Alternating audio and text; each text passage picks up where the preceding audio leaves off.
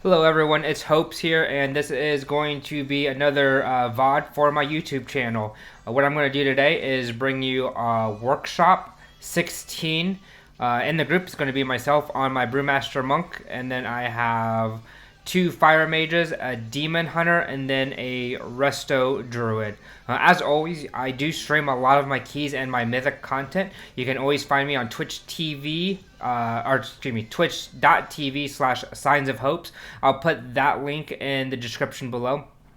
Again, throughout this video, I'm going to be giving you tips, tricks on the dungeon, as well as maybe explaining some of the things that we did really well and some of the things maybe we didn't do very well.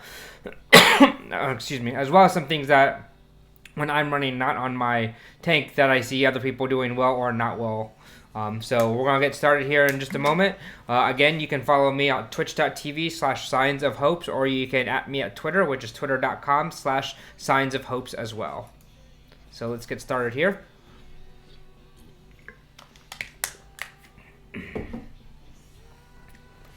So the first pull is like worth 15%, which is a huge amount.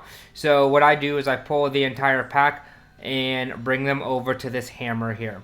The reason I bring them over to this hammer and activate the hammer is because when it slams down and does that slam there, it actually does damage to the adds, which very quickly helps with the DPS on them to get to the boss. I don't see a lot of groups doing this. I mean, I do see some of the higher end ones, but as you're watching this and learning as a tank or in a group, make sure you let your tanks know to always pull there to help with the DPS. This is a time saver here. I didn't do this when I first started running this keystone, but you see the active timer there. I don't wait and do a pull timer after this. I literally go when it hits 0. You're going to see here I scuffed my pre-pot, so I'm not going to be able to do that. But always start on go there. You can see there that you always want to stand to the side there so you can bait the tank over to the side there. We didn't hero right on pull, but I do think we end up getting hero here on this.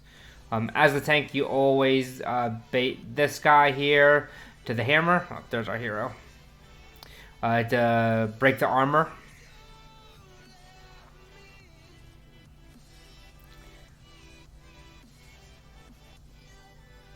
So you let the DPS worry about the little tank guy. You worry about this. Now, make sure as a tank that you're not standing too close to when that hammer slams down. If you do, you actually end up getting stunned as well, which can do a lot of strain on the healer to get over to you and heal you.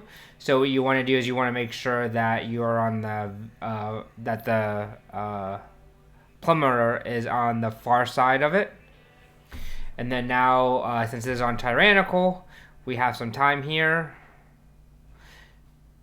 Our healer just died, so I ended up popping a defensive trinket and then get this orb here. And then kiting away. Popping a healing pot there. That's actually a really neat add-on called Opie. Basically, you have a hotkey for it, and then you have some things that you assign to it. I have a 5-second pull timer if I'm in pugs. I have health stones, healing pots, battle pots, and my drums for hero. So got our Resto Druid up. Our Demon Hunter actually had a battle res through his engineering, and then the Druid got up and stabilized us, and we just killed this boss and go on to the next spot. Excuse me.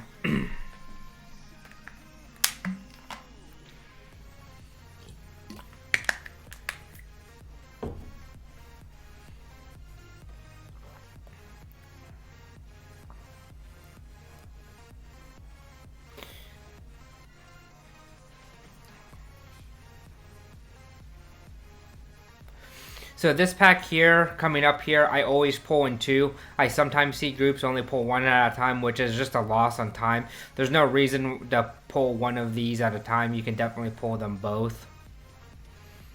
And then this is actually not a terrible push week for keys. I ended up getting some 18s in as well. This is only a 16 here. But the Raging Tyrannical Explosive combination isn't a terrible affix to have with it as a combination is concerned. You can have the Druid there with Soothe to get the Raging out. And then it just becomes, you have to worry about explosive and then tyrannical. Which tyrannical does allow you to pull bigger packs, though in workshop there's not really bigger ones to pull. This is the fear ad, so if you're the healer, you always make sure you dispel the tank. If the tank's not there, then you can always dispel yourself, but the tank's the #1 priority to dispel there. So with this one here, I just make sure I have all the ads aggroed, get them down pretty close, and then we end up moving.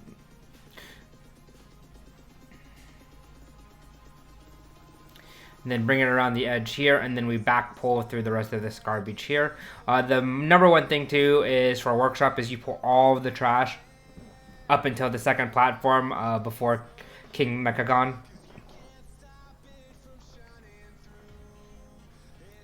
So this guy ends up dying here.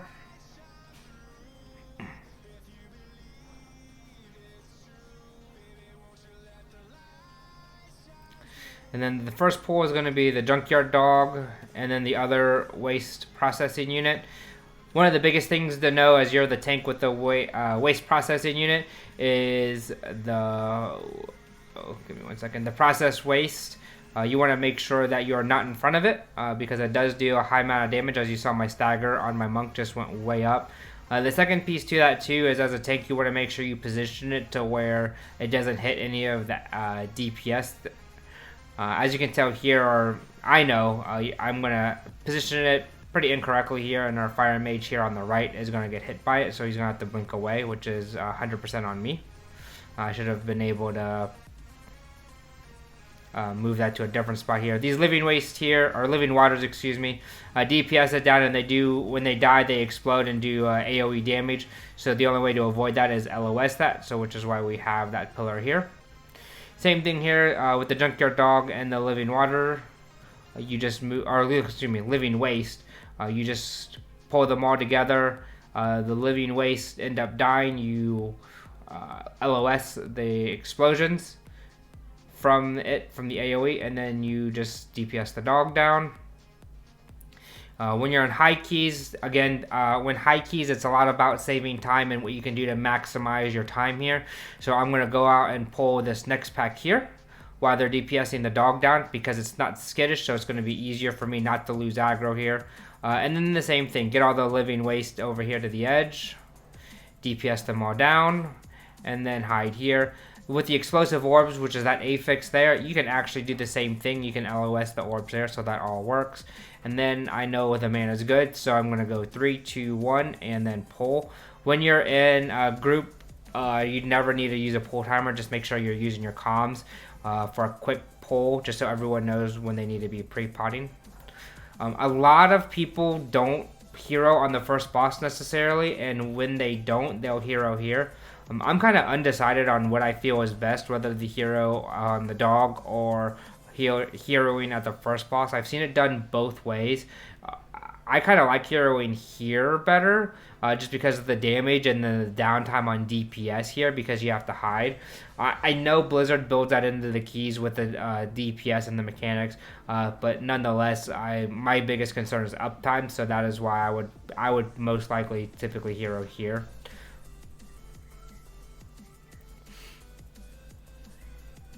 Venting flames here, you have to get behind this box. I'm going to show you here something that one of our mages does. Is they're on the corner to the right, and if you inch out just a tad, you can still stay LOS'd from the venting flames, and then be casting as well. It's a nice little trick that you can do if you're a caster. You have to be very careful with that though, because if you mess it up just a little bit, it's going to kill you. Something else you can do there that you can see there with one of our mages still has that target for that jump is as it's jumping towards you, you can meld. And if you meld as it's in the air jumping towards you, it'll actually stop and not pounce on anyone else. So that's another high level thing that you can do to help with damage, to make sure to help mitigate some damage there. But again, you have to be a night elf. If you're a hunter, you can actually feign death it as well. I haven't really looked at other classes. I know Paladin, you have the bubble or bop, but I don't think it prevents it from jumping to another spot afterwards, which is the whole point on why if you're a night elf, you would meld it, or if you're a hunter, you would feign death that. One more Vent Flames.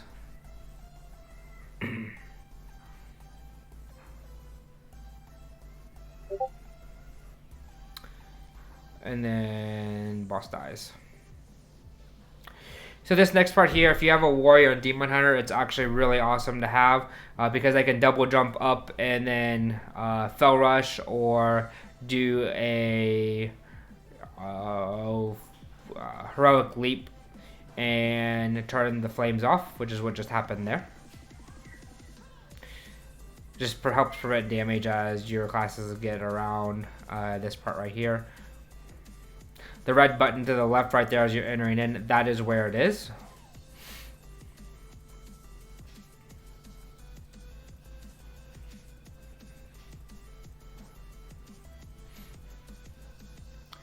Get everyone here, get this alarm bot here and pull the alarm bot back. You can just go in there and hit him too, but I don't like hitting all the citizens and stuff just because it creates extra ads sometimes if it doesn't all just get bursted down quick enough. This group definitely wouldn't have had a problem with it, but just as a standard practice. The Tinkerer there, the star marking, that's going to be something you're going to want to make sure you interrupt as much as possible because, especially on fortified weeks, that hurts a lot.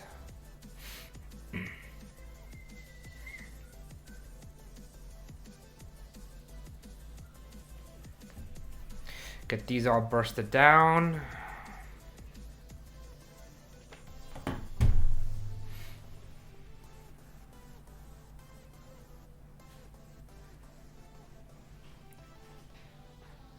And then we'll be ready for the second set.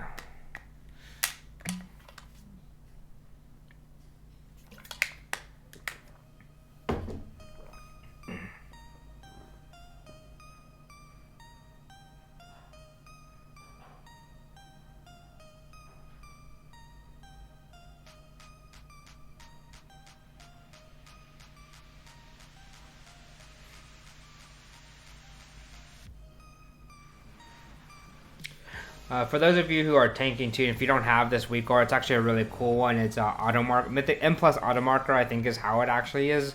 What it is as you mouse over the targets, it'll automatically mark them. Excuse me. The nice part about having the markers there is you can help designate targets.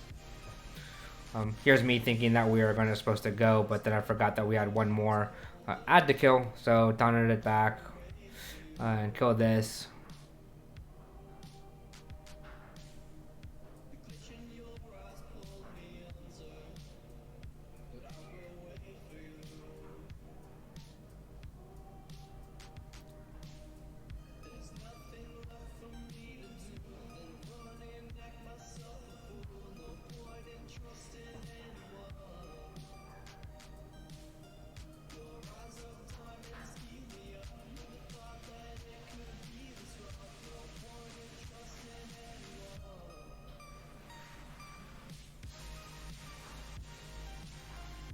And this dies here.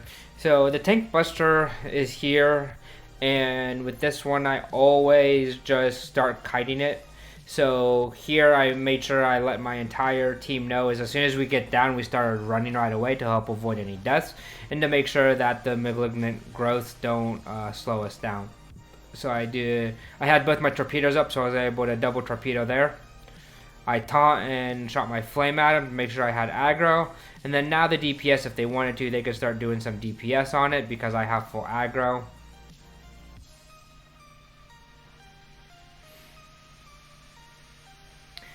For workshop, I always kill it right here. This first Spirit Breaker, I'm going to do Zen Meditation there, which will help do mitigation of damage. As you can see, I didn't take a lot of damage there. You're still going to get the debuff with the increased damage taken, but outside of that, not a lot's going to happen to you.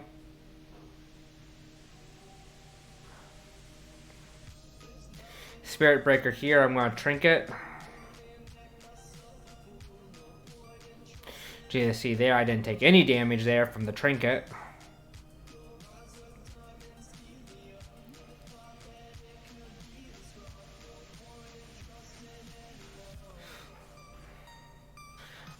And then we end up pulling this pack here. On Fortified, this is definitely the worst pack, in my opinion, in this entire dungeon. So this is definitely a pack where I would normally hero if it was a Fortified week. But since it's not, we just end up killing it all down. I ended up getting Iron Bark there because of the increased damage. Just as a note, if you're a monk, your Ring of Peace does not knock him out of that shield right there. So see, there's myself interrupting that again. Got a bunch of orbs.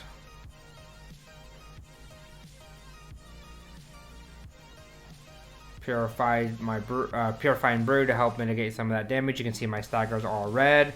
I'd rather have Iron Skin up though, but I made a mistake there and did my Fort Brew, but Iron Skin is definitely better than Fort 100% of the time. And then I use my other defensive trinket there just to help with the smoothing of the intake of the damage because my stagger was so high. So got that done, and now we're on to the third boss. This guy right here. The biggest thing is make sure you don't get hit by the hidden flame cannon and the add cannons that pop up on the edge. You kill those. Another big thing that you want to worry about is these gears that you see there. You don't want to get hit by them. Some groups do really well with it, and other groups get smacked in the face a lot with it. You're going to see here, I probably get hit a couple times with it, but overall I do a really good job with it. So there's the first flame cannon.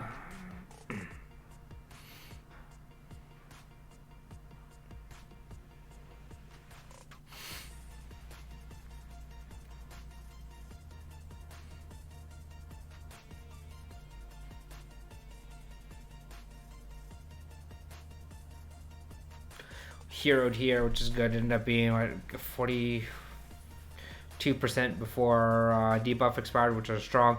You can see we're pumping damage. I mean, our DH is doing 63k, our Fire Mage 58. Oh wait, no, that's actually, I didn't have my DPS timer updated on. They're on pole, probably pumping all three of them over 100k each.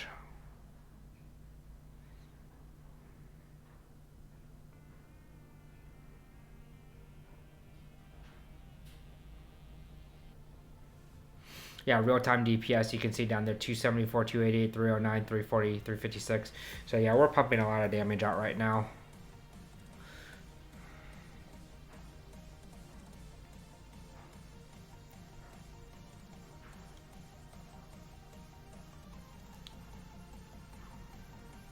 There's the cannon, pulse cannon. We should have actually probably just ended up not focusing it, but I didn't call for it. That's something that from a tank perspective you're going to want to do. If you see the boss at a very low percentage, just go ahead and call to stay on it. I was going to go forward, but then I forgot that we had this guy here. The blob is one of the lieutenants from Awaken that I would actually take with me to the final boss as far as doing it with the final boss. However, it's Tyrannical week, and I try to avoid doing that 100% of the time if I can help it.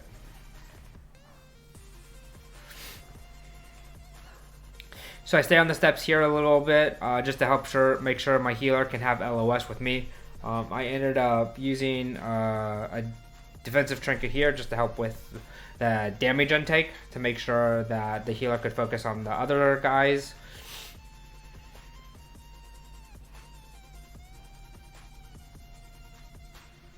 This one really nowhere specific to take it, so you just kind of kite it where you need to.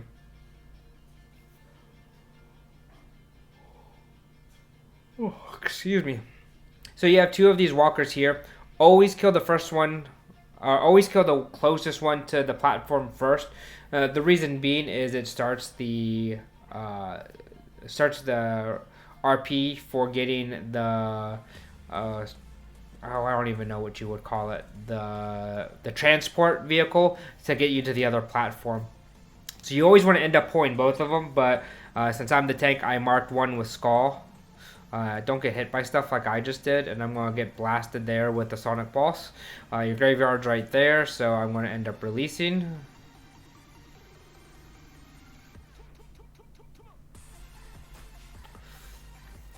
Demon Hunter with tank, with Blur to be able to tank it. So you can see they killed the first one there, so the transport vehicle is there.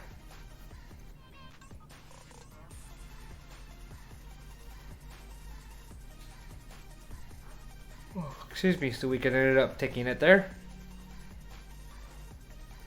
I forget, I think we only ended up one chesting this. We missed 2 chests by just a minute, I think. So to get the rest of your percentage on this dungeon, it's very important. You don't need any of those other 2 big bots. You only need these next 3. So you go up, make sure you interrupt that one, and you pull everything back down here. Because again, this is all you're going to need. So you just fight all of this here at the base of this platform. It gets a little bit tight there when they get the mechanical scrolls out. But from an efficiency standpoint, you just want to make sure that you pull exactly what you need to get your 100%. This will be it, because once we hit the spire and kill the spider lieutenant, that will take care of us and get us to 100% for the last boss.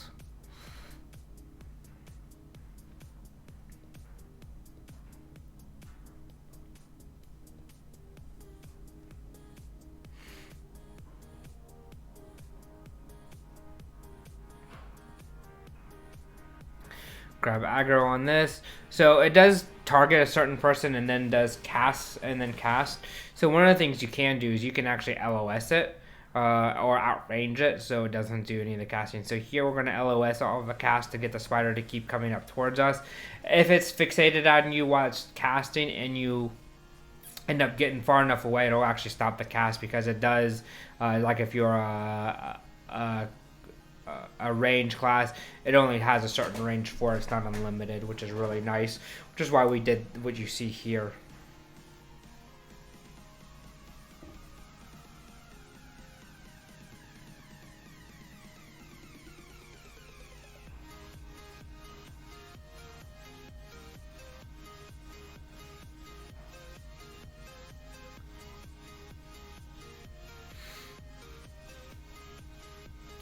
So ended up getting this guy down. I think we didn't communicate on our interrupts real good. Yeah, because myself and Mocha both hit ours at the same time.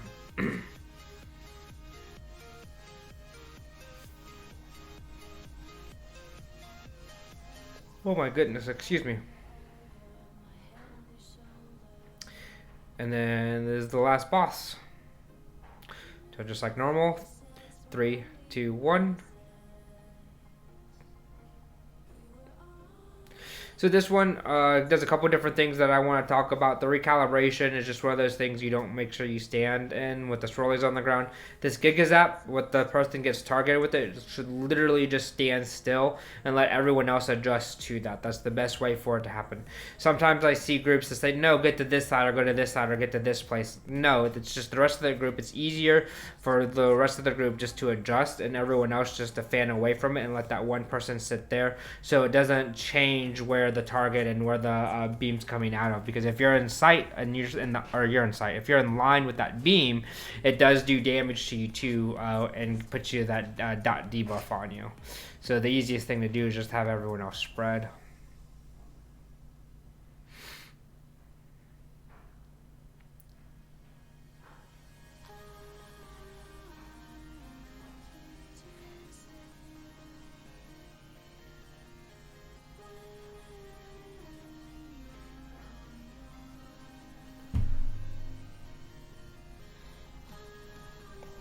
Excuse me. So we ended up having 2 battle reses going into the last boss, which is actually really solid. Yeah, and this is where I'm going to change it to current segment. And we ended up having to burn through both of these, actually, if I remember correctly. So there's my second pot there. I probably could have saved it for when Hero was up.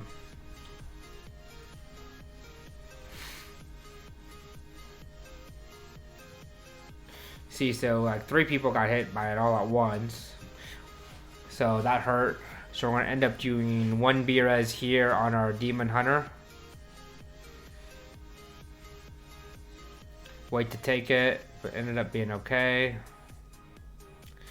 I think I'm going to end up using a defensive trinket here.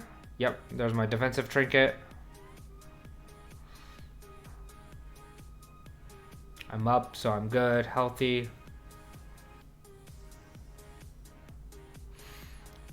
There's me, same thing, just stand there if you're the one getting it, let everyone else move away.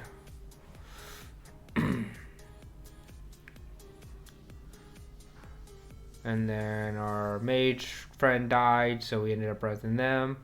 So, okay, no more battle reses. So this is something that our demon hunter, your druid or your healer that has a B-res should notice, or if you don't have one, make sure your tank, knowing where the B-reses are. So he did communicate to us that there's no more B-reses, so to tighten up, which means to me too, making sure that I am definitely more liberal with my defensives.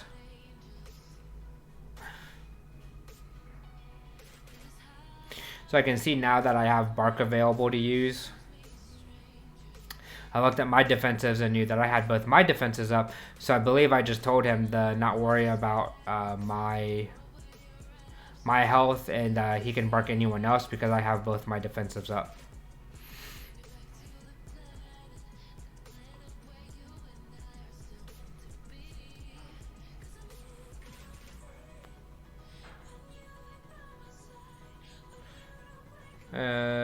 This ended up being a 2-chest. Yes, it did. So ended up killing King Mechagon. And 2 chests there. So that was Workshop 16 on a +2. Again, if you have any questions or comments, you can leave it in the channel. You can also follow me at www.twitch.tv/signsofhopes.